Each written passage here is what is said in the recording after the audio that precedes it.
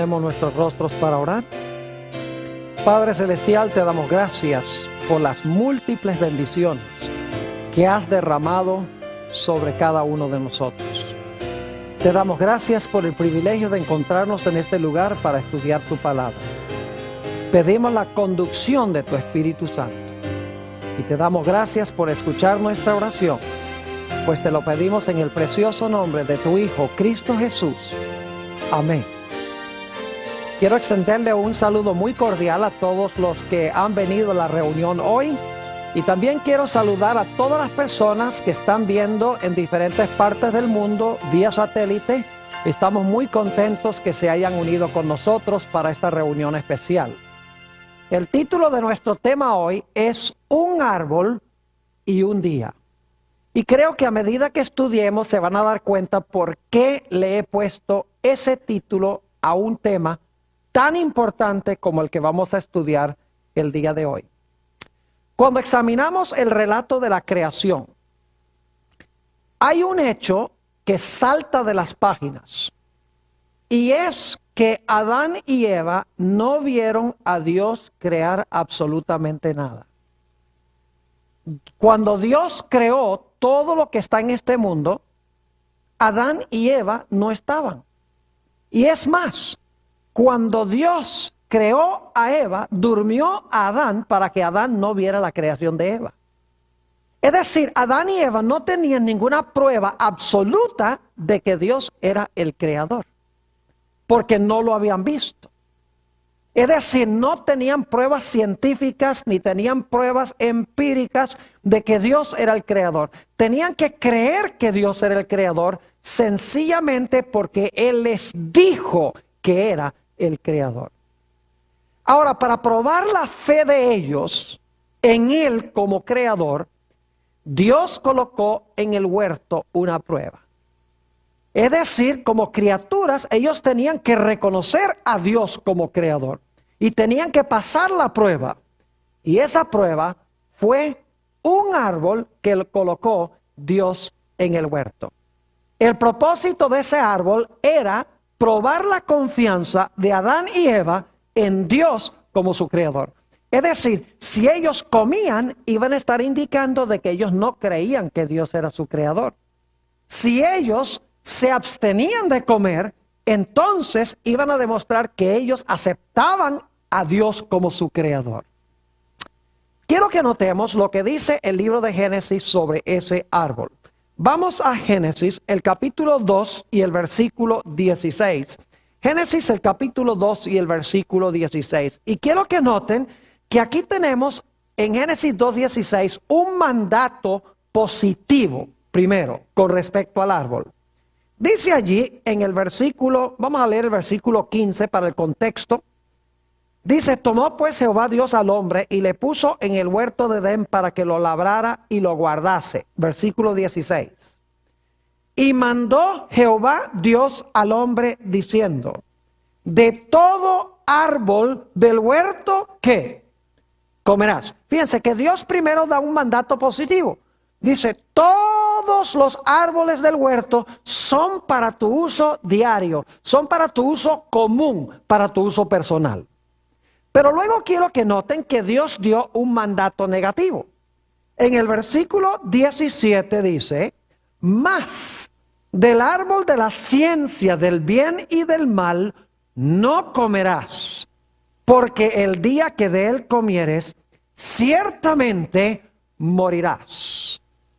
Es decir, Dios le dijo a Adán y Eva, todos los árboles del huerto son para su uso diario, pero hay un árbol que me he reservado para mí.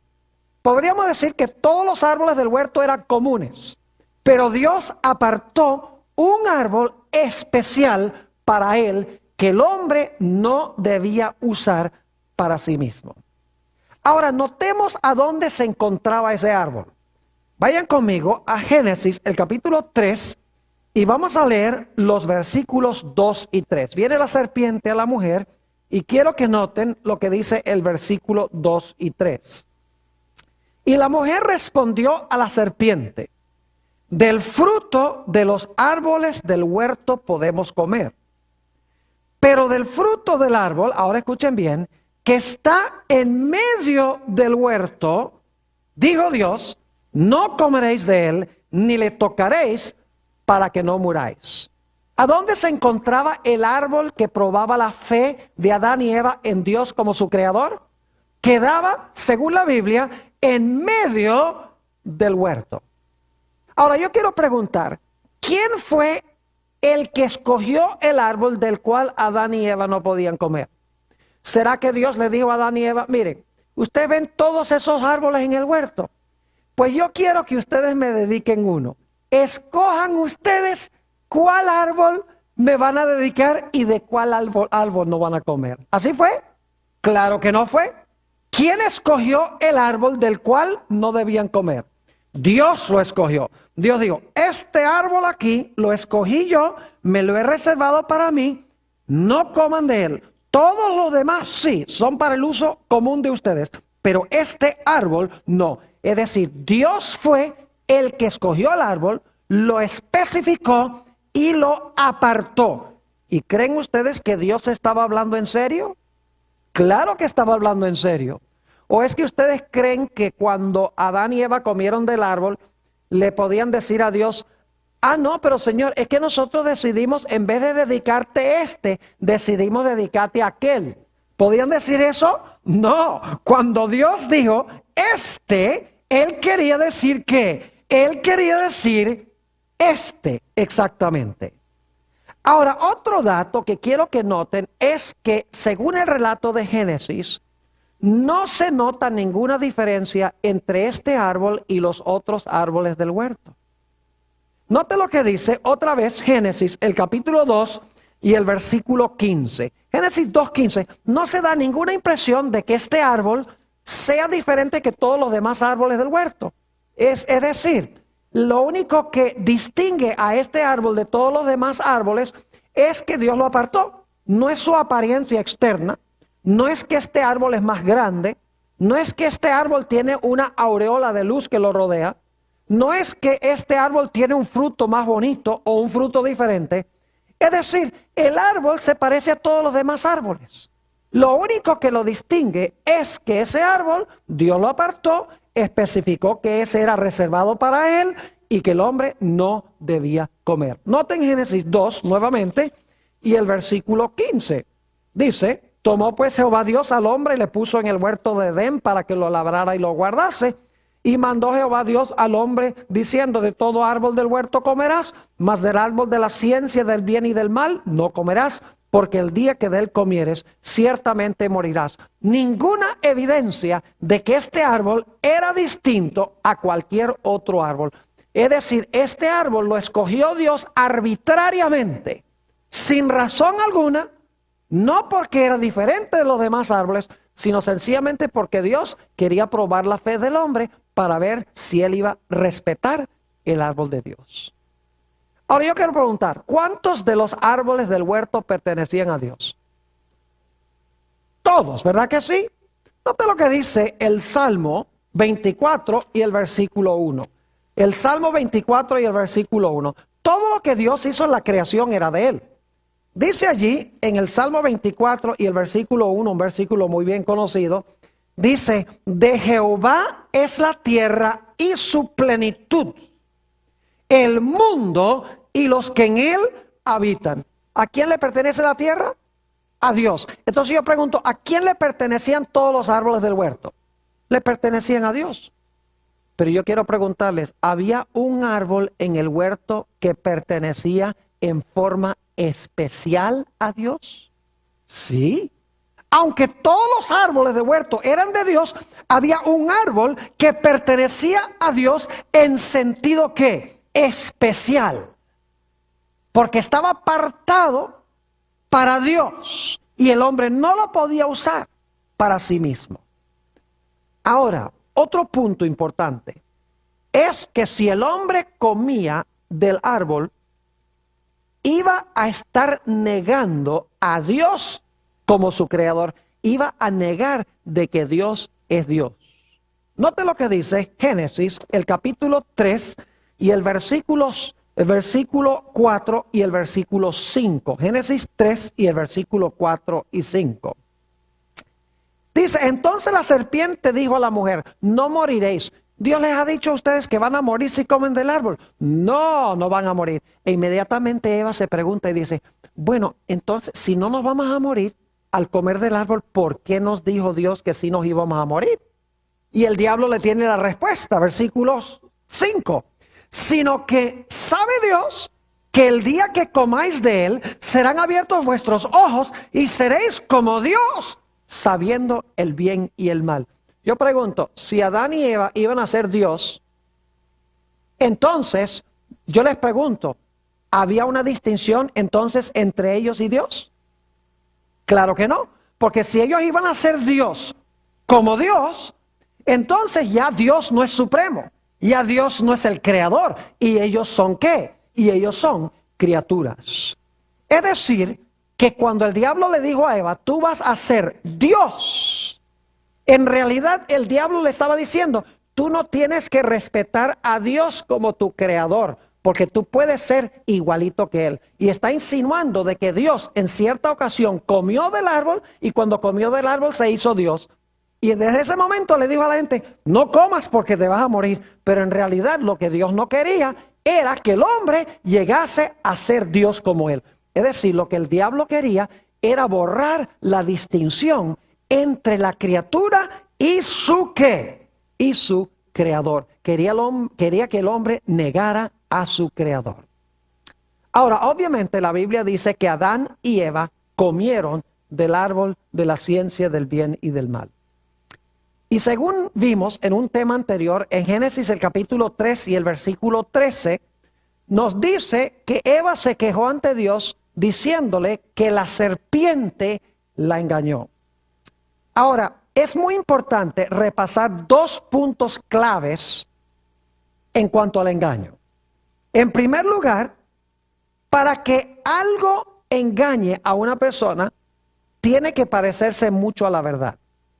Es decir, las mentiras que más engañan son aquellas que se parecen más a la verdad. En segundo lugar, el engaño o la falsificación viene después de lo genuino o de lo verdadero. ¿Me están entendiendo lo que estoy diciendo? Es decir, lo falso viene después de lo genuino en tiempo. Y para que la gente pueda aceptar lo falso como si fuera verdadero, lo falso tiene que parecerse lo más posible ¿a qué? Lo más posible a lo verdadero. Ahora yo pregunto, ¿cuál era la pena que se iba a ejecutar si Adán y Eva comían del árbol? ¿Qué es lo que había dicho Dios? En el versículo 17 Dios dijo, el día que de él comieres, ciertamente ¿qué? Ciertamente morirás. Así que hemos estudiado en cuanto al árbol de la ciencia del bien y del mal. Vamos a repasar lo que hemos estudiado porque es muy importante. En primer lugar, Adán y Eva no tenían ninguna prueba de que Dios era su creador. Tenían que aceptarlo por fe.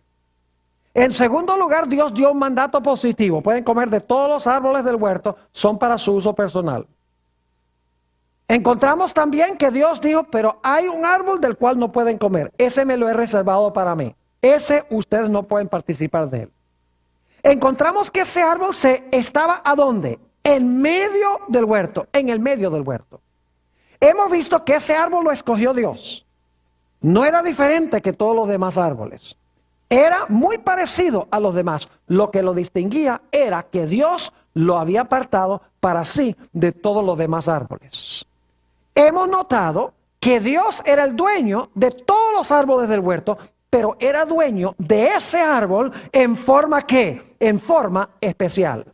Y hemos visto que comer del árbol iba a significar que el hombre quería hacerse Dios y ya no se quería reconocer como criatura, ni quería reconocer que Dios era su creador.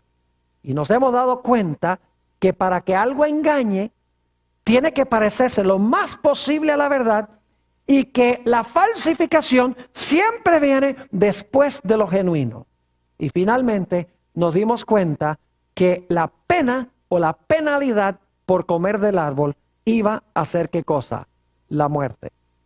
Ahora yo quiero preguntarles, vamos a hablar ahora del día. Ya hemos hablado del árbol, ahora vamos a hablar del día. Yo vi a algunos de ustedes sonriendo a medida que yo iba trazando esta primera parte del tema, porque yo creo que muchos de ustedes saben para dónde vamos nosotros con esto. Porque el día se parece al árbol en muchos sentidos. Ahora yo quiero preguntarles, ¿tenemos nosotros hoy alguna prueba de que Dios sea el creador? ¿Tenemos más pruebas hoy que lo que tenían Adán y Eva? ¿Sí? ¿Cuáles son? ¿Ustedes vieron la creación? ¿Ustedes vieron a Dios crear algo? No. Entonces, ¿tenemos alguna prueba nosotros hoy de que Dios fue el creador más que Adán y Eva? Claro que no. Porque nosotros no estuvimos allí. ¿Verdad que sí? Por eso dice, si van conmigo a Hebreos, el capítulo 11, Hebreos, el capítulo 11, se nos dice algo muy interesante en cuanto a la creación. Dice allí, en Hebreos 11 y el versículo 3, por la fe entendemos haber sido constituido el universo por la palabra de Dios, de modo que lo que se ve fue hecho de lo que no se veía. Pregunta, ¿todavía hoy tenemos que confiar por fe que Dios fue el creador? ¿Tenemos que aceptarlo porque Él lo dice en su palabra? Ahí dice en Hebreos 11 y el versículo 3 que sí. Ahora yo pregunto, ¿será que Dios hoy nos ha dado una prueba para ver si nosotros en realidad lo aceptamos a Él como creador? Vayan conmigo al libro de Éxodo, el capítulo 20. Éxodo, el capítulo 20, al cuarto mandamiento de la santa ley de Dios. Y vamos a empezar leyendo en el versículo 8. Éxodo 20 y el versículo 8. Dice, acuérdate del día de reposo para santificarlo. 6 días trabajarás y harás toda tu obra. Pregunta, ¿es ese un mandato positivo? Claro que sí. Dios dice, los 6 días de la semana son ¿para quién? Para ti, para tu uso personal, para que tú trabajes. 6 días son para tu uso común. Pero yo pregunto, ¿luego hay un mandato negativo? Claro que sí. Note lo que sigue diciendo allí en Éxodo el capítulo 20 y vamos a leer de nuevo el versículo 9. Dice, 6 días trabajarás y harás toda tu obra. Mas el séptimo día es reposo para Jehová tu Dios. No hagas en él obra alguna, tú, ni tu hijo, ni tu hija, ni tu siervo, ni tu criada, ni tu bestia, ni tu extranjero que está dentro de tus puertas. Pregunto, ¿es ese un mandato negativo? Claro que sí.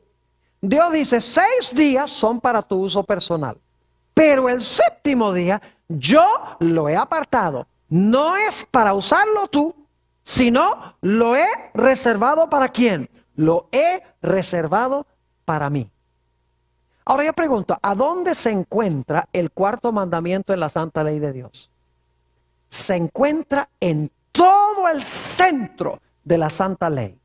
Es más, en hebreo, si ustedes cuentan el número de palabras antes del cuarto mandamiento y el número de palabras después del cuarto mandamiento, hay la misma cantidad de palabras antes y después en hebreo. Es decir, el mandamiento del sábado se encuentra en todo el centro de la santa ley de Dios. ¿A dónde se encontraba el árbol? En el medio del huerto. ¿Dios dio un mandato positivo en cuanto al árbol? Sí, todos los árboles del huerto son para tu consumo personal, pero me he reservado este. Dios dice, todos los días, los 6 días son para tu uso personal, pero me he reservado este. Y en realidad, como el árbol estaba en el centro, de la misma manera, el día sábado está en el centro mismo de la santa ley de Dios.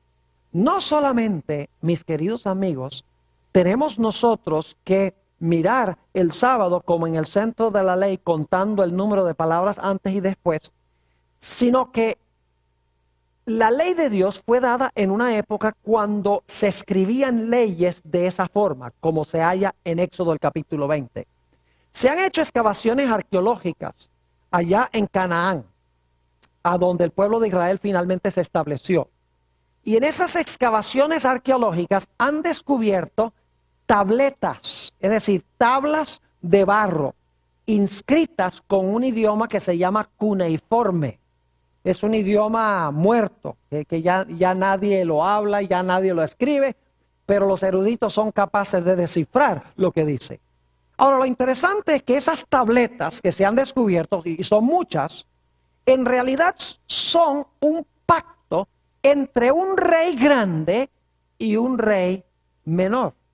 Es decir, lo que está escrito en la tabla es un convenio o un pacto entre un gran rey y un rey que es súbdito.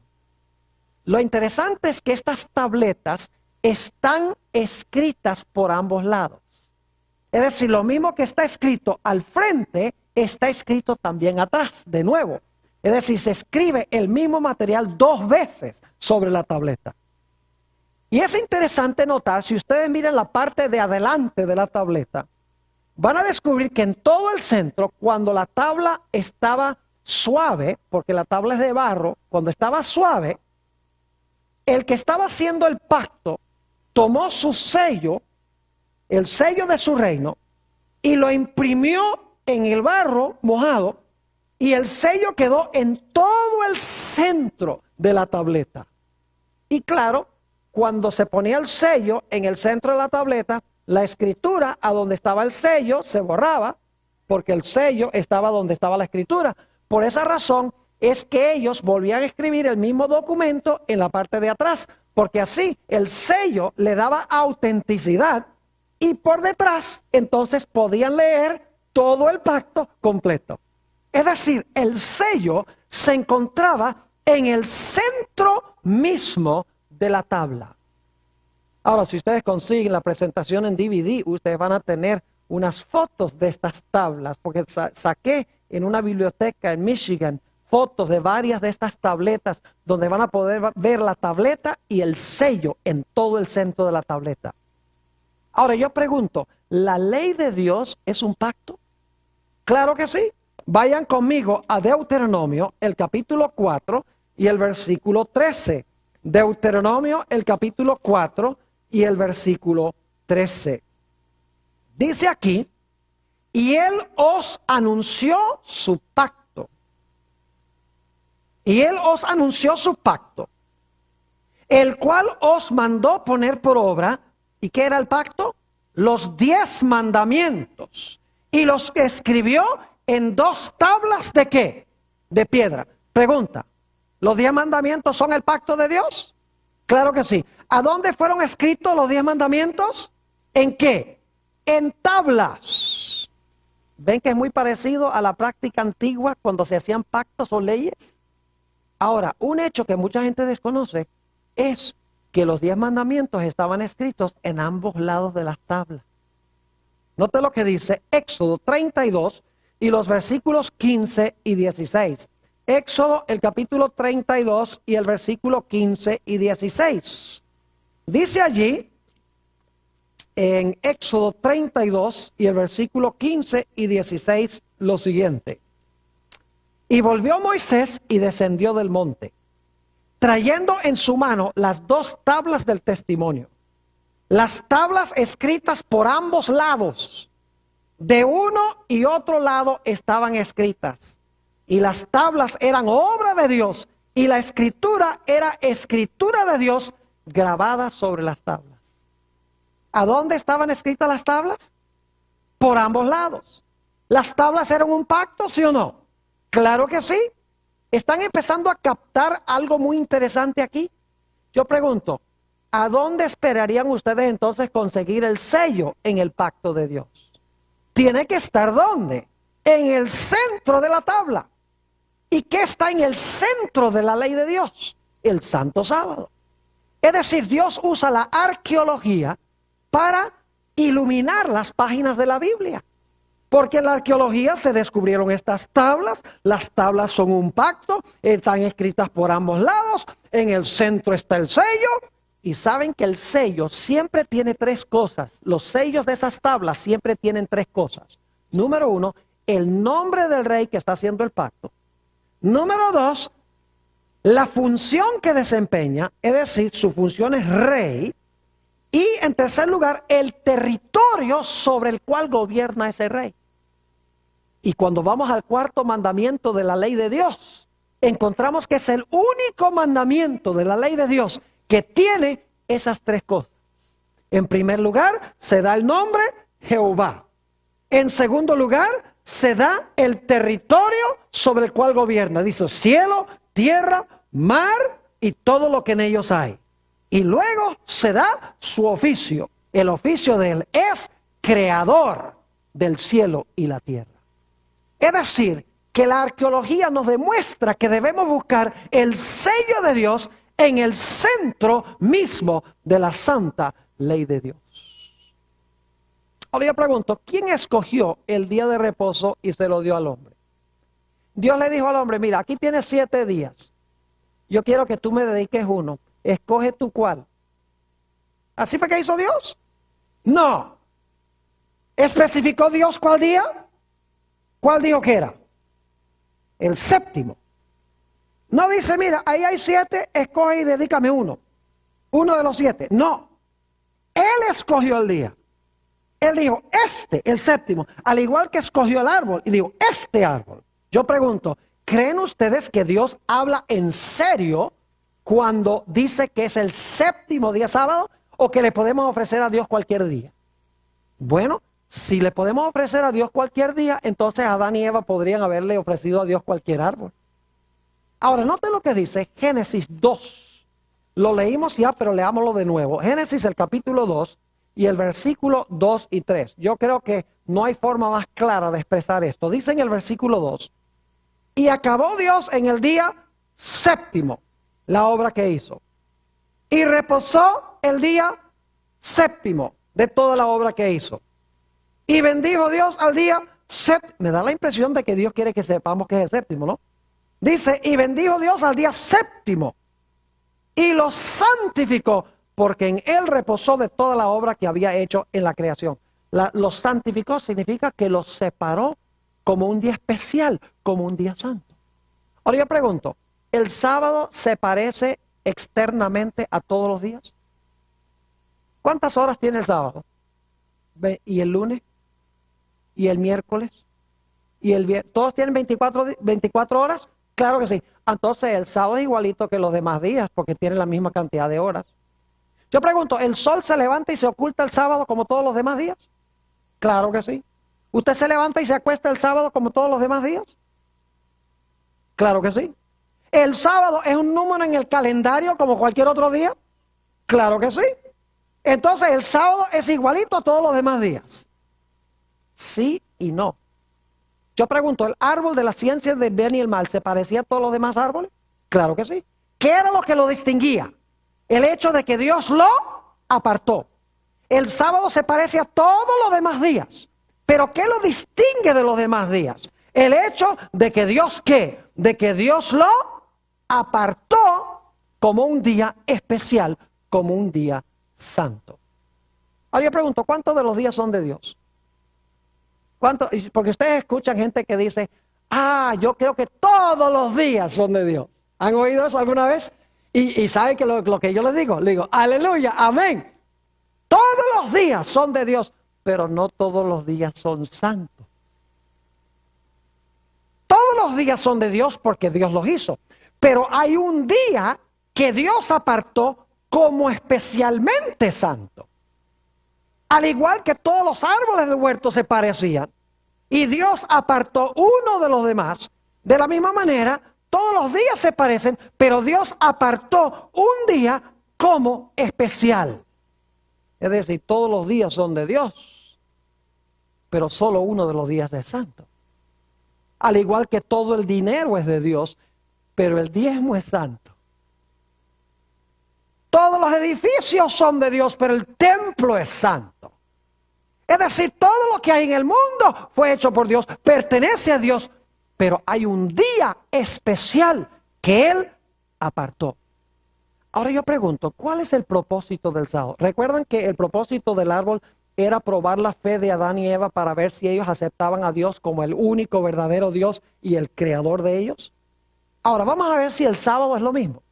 Vayan conmigo otra vez a Éxodo el capítulo 20 y vamos a leer el versículo 11. La conclusión del mandamiento del sábado da la razón por la cual Dios nos mandó a guardar el sábado.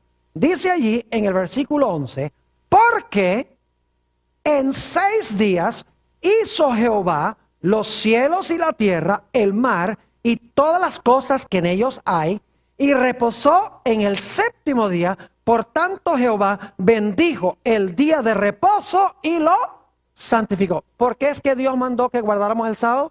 Para que nosotros reconozcamos que Él es el creador del cielo, la tierra y todas las cosas que en ellos hay, y que nosotros somos sus criaturas, que Él es el gran Dios y que nosotros somos su creación. Yo pregunto, ¿era ese el mismo propósito del árbol de la ciencia del bien y del mal al comienzo?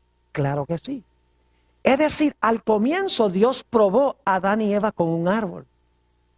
Luego, después en la historia, Dios prueba a la raza humana con un ¿qué? Con un día, para ver si le obedecemos. Yo pregunto, cuando Adán y Eva comieron del árbol y desobedecieron a Dios, ¿tomó bien en serio Dios ese asunto? Claro que sí. Cuando nosotros tomamos el sábado y lo usamos para nosotros, en vez de guardarlo para Dios, ¿ustedes creen que Dios acepta eso y que no le importa? Claro que le importa.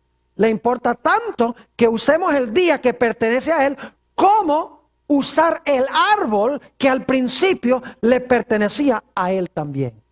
El sábado distingue al creador de sus criaturas. El sábado identifica al verdadero Dios creador. Note lo que dice en el libro de Ezequiel, el capítulo 20 y el versículo 20. Ezequiel, el capítulo 20 y el versículo 20.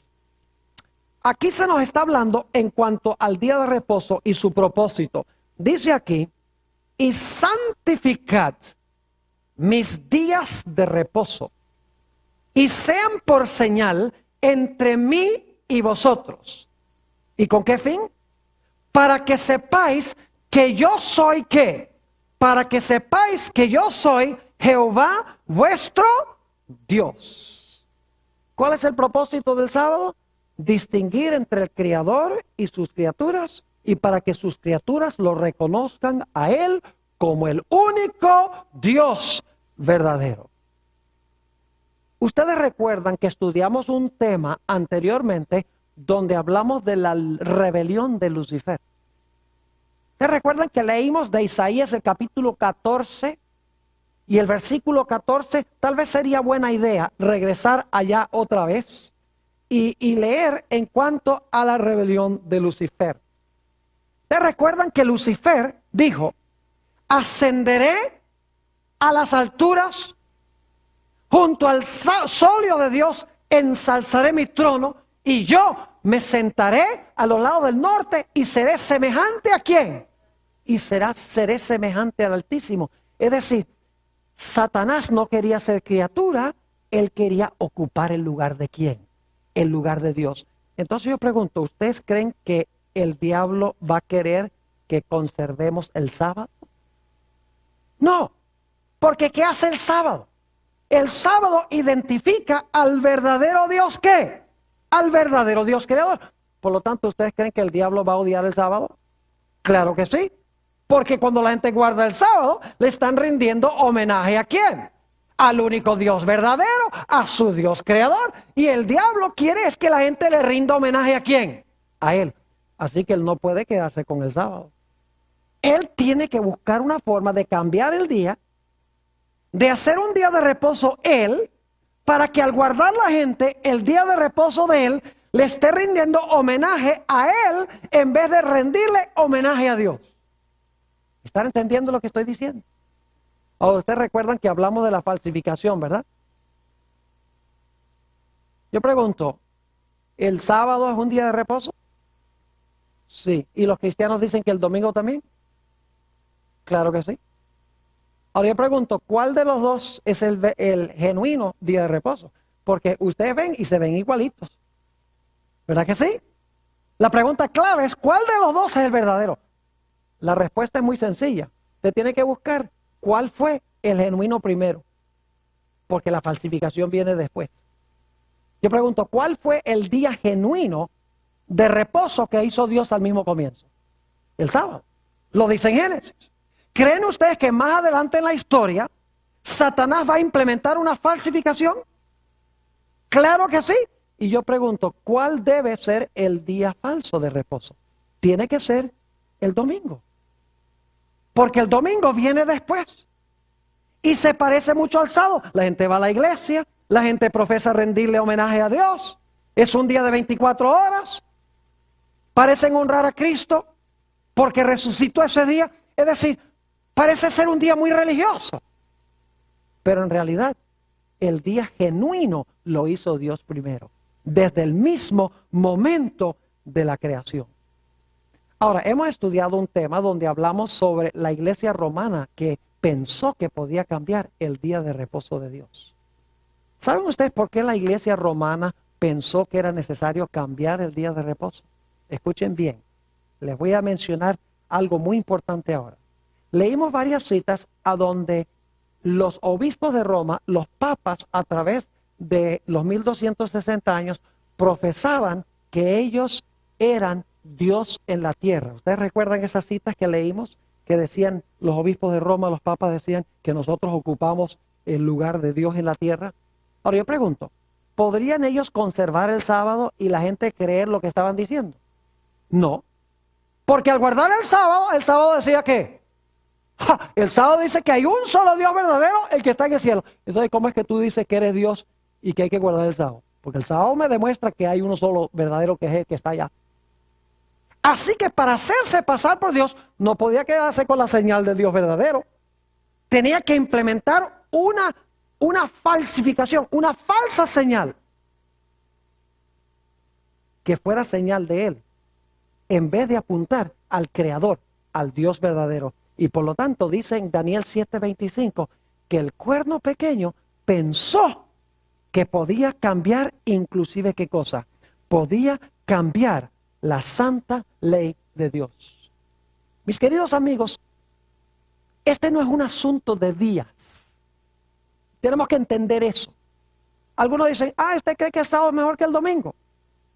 Y yo les digo sí, pero no porque un día sea superior a otro en sí mismo, sino porque Dios apartó el sábado como día de reposo y no apartó el domingo como un día santo. En ninguna parte de la Biblia va usted a encontrar eso. Es decir, cuando yo guardo el sábado, yo estoy reconociendo la autoridad del que hizo el sábado. Cuando yo estoy guardando el domingo como día de reposo, yo estoy aceptando la autoridad del que hizo el domingo como día de reposo.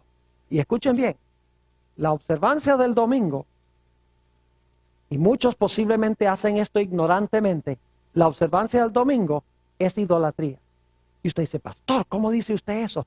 Entonces hay mucha gente que está practicando idolatría sin saberlo. La respuesta es que sí. Por eso Dios los manda a salir de Babilonia. Déjame explicarles lo que quiero decir. Yo les pregunto, ¿quién hizo el sol? Dios, ¿verdad que sí? ¿Lo hizo con fines religiosos para la adoración? No. Es un objeto secular para dar luz, ¿sí o no? No tiene propósito religioso. ¿Qué pasa si usted convierte el sol en algo para ser adorado? ¿Cómo llamamos eso? Idolatría. Ahora yo pregunto, ¿quién hizo el primer día de la semana? Dios. ¿Lo hizo para la adoración? ¿Lo hizo para fines religiosos? No. Entonces, ¿qué pasa si usted lo convierte en un día santo con fines religiosos? Eso es idolatría. No importa que usted use un objeto, el sol, que Dios no creó para fines religiosos, o un día que Dios no creó para fines religiosos. No interesa que sea un día o que sea un objeto. Igual, cualquier cosa que el hombre pone con fines religiosos para la adoración, que Dios no creó para la adoración, es ¿qué cosa? Es idolatría.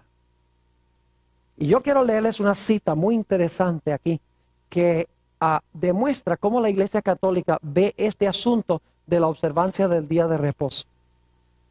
Esta cita viene de del que fue presidente de la Universidad Redentorista de América por muchos años. Y fíjense lo que dice. fue la Santa Iglesia Católica la que cambió el reposo del séptimo día sábado al domingo, primer día de la semana. Leo de nuevo. Fue la Santa Iglesia Católica la que cambió el reposo del séptimo día sábado al domingo, primer día de la semana. Y no solo ha mandado a todos a que guarden el domingo, sino que ha mandado a todos bajo pena de anatema que trabajen el séptimo día. Los protestantes profesan reverenciar grandemente la Biblia y no obstante, por el acto solemne de guardar el domingo, están reconociendo el poder de la Iglesia Católica. Porque la Iglesia Católica fue la que creó el día.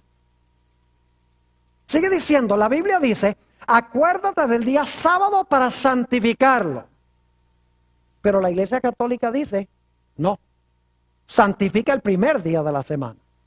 Y he aquí que todo el mundo civilizado, ahora escuchen esto, todo el mundo civilizado se inclina en humilde obediencia al mandato de la Santa Iglesia Católica.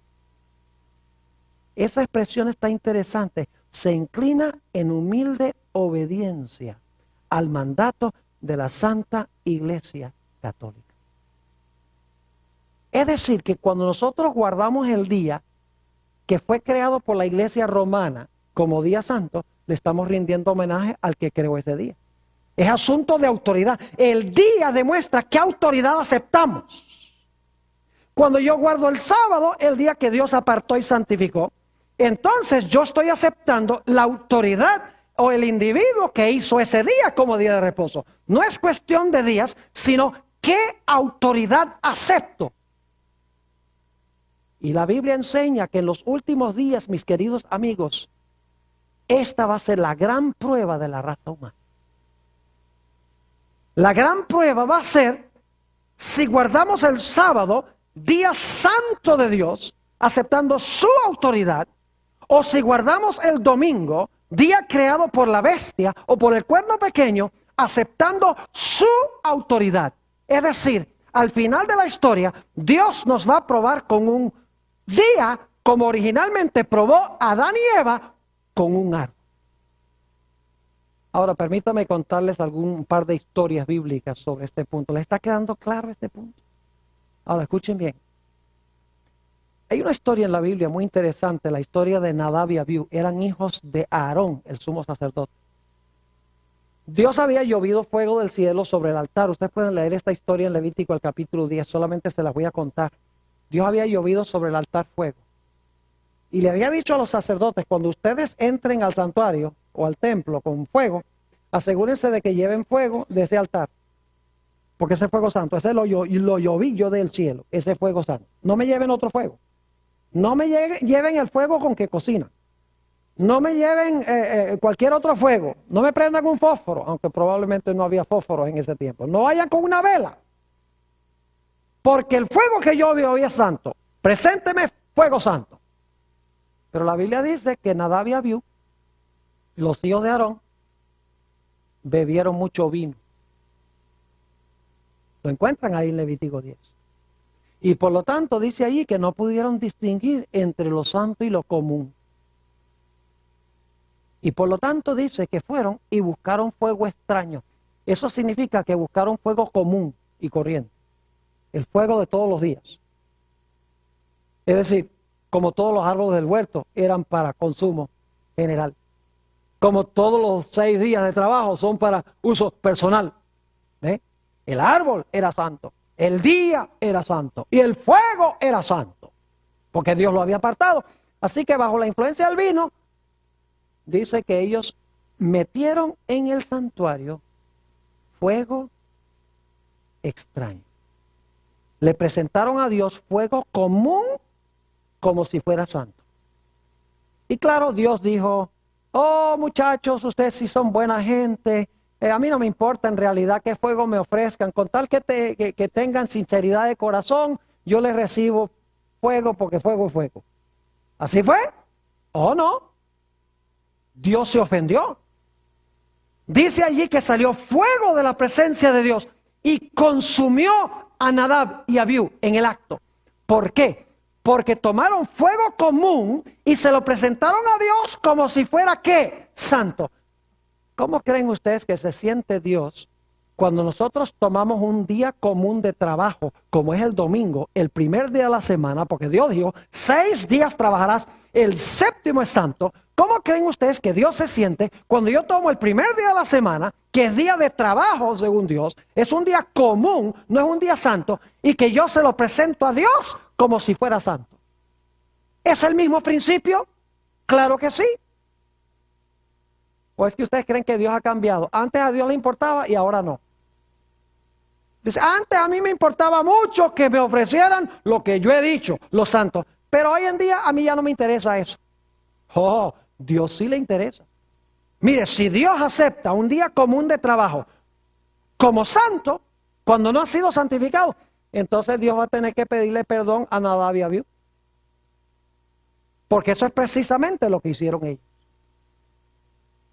Hay otra historia en la Biblia donde se nos dice que Belsasar, y esto se encuentra en Daniel, el capítulo 5, el rey Belsasar, rey de Babilonia, quien sabía toda la historia de Babilonia, cómo Dios había obrado en la vida de Nabucodonosor, su abuelo, cómo Nabucodonosor se había vuelto loco por 7 años, Dios lo volvió vegetariano porque le tocó salir a comer hierba como un animal. Y él sabía que era por la soberbia de Nabucodonosor. Y ahora dice ahí en Daniel 5, los primeros versículos del capítulo, que Belsasar y los que invitó al banquete empezaron a beber vino. Y después de beber vino se entorpeció su mente. Y dice que Belsasar mandó a traer los vasos sagrados que se usaban en el templo de Jerusalén, que Nabucodonosor había traído de Jerusalén cuando había traído cautivo a Daniel y a sus compañeros. Y dice que mandó a traer esos vasos que eran santos para usarlos en el banquete para echarles vino común y corriente. Es decir, no usarlos con fines santos, sino usarlos con fines comunes. ¿A Dios le importó? Oye, le importó bastante. Porque cuando pasó eso, dice que apareció un dedo en la pared, escribiendo, que decía, tu reino ha sido pesado en balanza y ha sido hallado falto. Tu reino va a ser entregado a los medos y a los persas. Porque bajo la influencia del vino, le ofreció en el banquete los vasos santos y los trató como si fueran comunes. Ahora, ¿por qué traigo a colación esta historia? Sencillamente porque Dios no acepta que nosotros le ofrezcamos un día común, como el domingo, como si fuera santo. Y Dios tampoco acepta que nosotros tomemos su día santo y lo tratemos de una forma común. Es decir, estas dos historias ilustran los dos lados de la moneda. Tomar el domingo y ofrecérselo a Dios como si fuera santo. Y tomar el sábado y tratarlo como si fuera un día ¿qué? El día santo, y tratarlo como si fuera un día común. Es decir, Dios no acepta en ningún sentido de la palabra que nosotros tomemos lo que es santo y lo tratemos de una forma común. Y lo común y lo tratemos como si fuera santo. Y saben ustedes que en Ezequiel 44 dice claramente que la responsabilidad de los sacerdotes era enseñarle al pueblo a distinguir entre lo santo y lo común. Es decir, este asunto pesa sobre los pastores, sobre los ministros. Porque ellos son los responsables de enseñar y adiestrar a su pueblo a distinguir entre lo santo y lo común. Lamentablemente, muchos ministros hoy en día le están diciendo a la gente, a Dios no le importa el día, todos los días son de Dios, y si le ofreces el domingo en honor a la resurrección, Él acepta eso. Y la gente, en vez de estudiar la Biblia por sí mismos, lo que hacen es recibir y aceptar lo que se les enseña. Es decir, están borrachos con el vino de Babilonia. ¿Saben ustedes que Apocalipsis, el capítulo 18 y también el capítulo 14, dice que en los últimos días va a haber una ramera que se llama Babilonia, que es la falsa religión, que le va a dar el vino de su fornicación a las muchedumbres y a los reyes de la tierra? Ya no es vino de una botella, sino que representa falsas enseñanzas o falsas doctrinas que van a entorpecer el pensamiento de la gente y no va a permitir que ellos distingan entre un día santo y un día común. Mis queridos amigos y hermanos, el libro de Apocalipsis, cuando habla del sello de Dios, está hablando del sábado. Lo hemos visto porque el sello se encontraba en el centro de la tabla. Ahora, si el sello de Dios es un día de reposo, el genuino, el sábado, yo pregunto entonces, ¿qué debe ser la marca de la bestia? Debe ser un día contrario. Debe ser el cambio en la ley que hizo el cuerno pequeño. Permítame leerles un par de citas aquí de la misma Iglesia Católica sobre la marca de autoridad de su iglesia. Esta cita es de C.F. Thomas, quien fue canciller por muchos años del cardenal Jaime Gibbons, que fue cardenal de en la ciudad de Baltimore. Dijo esto: claro que la Iglesia Católica afirma que el cambio fue acto suyo. Y este acto constituye una marca de su poder eclesiástico y su autoridad en asuntos religiosos. El cambio de día es una ¿qué?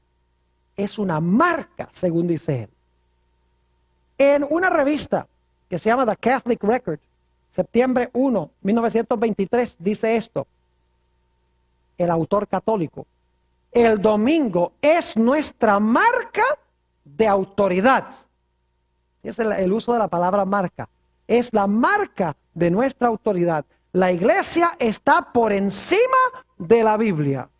Y este cambio de la observancia del sábado es una prueba de tal hecho.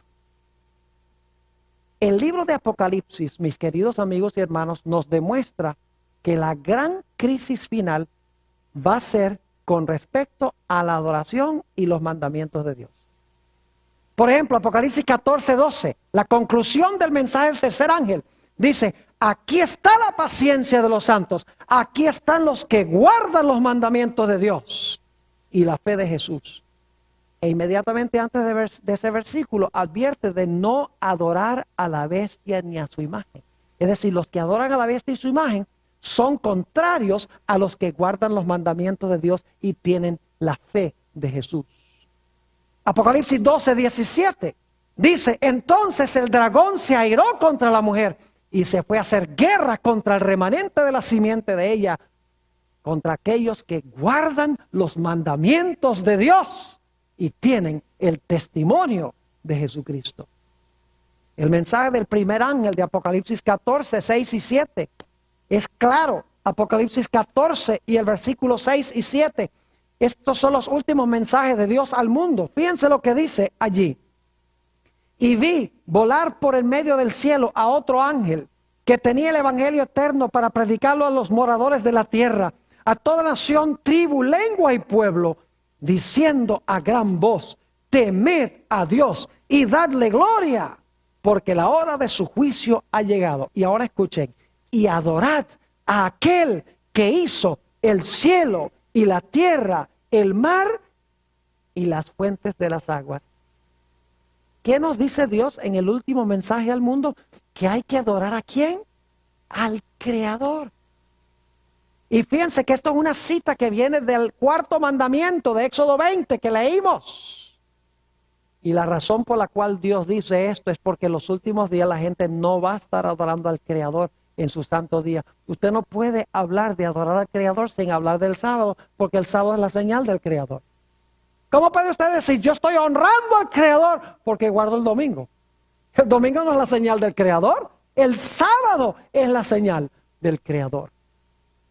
La Biblia dice que la gran prueba final va a ser con respecto al sello de Dios y la marca de la bestia, los mandamientos de Dios y los mandamientos de los hombres.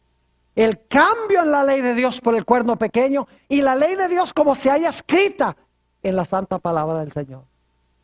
Ahora, alguna persona podría decir: bueno, Pastor Bohr, esto ha sido un tema bastante fuerte, directo. Es verdad. Yo quiero que ustedes no piensen que es que Dios nos impone el sábado y dice: tienes que guardar el sábado. El punto clave es que si nosotros amamos a Dios, vamos a aceptar su autoridad. Y vamos a hacer lo que Él dice. Si Dios dice sábado, vamos a guardar el sábado. Si Dios dice, ofrece este fuego santo, vamos a ofrecer este fuego santo. Si Dios dice, devuelve el diezmo que es santo, voy a devolver el diezmo que es santo. No porque estoy obligado, o porque le tengo miedo, o porque me va a castigar si no lo hago, sino sencillamente porque amo a Dios, y cuando le amo, estoy dispuesto de aceptar su autoridad y hacer lo que Él diga. Es decir, obedecer a Dios en los últimos días es cuestión de amor. Sencillamente reconocerlo como nuestro Padre y hacer lo que Él dice, aunque se desplomen los cielos. Aun cuando venga la prueba, se imponga la marca de la bestia y no se pueda comprar ni vender, y se dé un decreto de muerte contra aquellos que tengan el sello de Dios y rehúsen la marca de la bestia, el pueblo de Dios va a decir, yo no me doblego, prefiero no comprar ni vender, prefiero morir. No por el sábado, sino porque el sábado es señal de que yo acepto la autoridad del Creador de los cielos y de la tierra. Ojalá nosotros estemos dispuestos de escuchar a Dios y de aceptar su autoridad.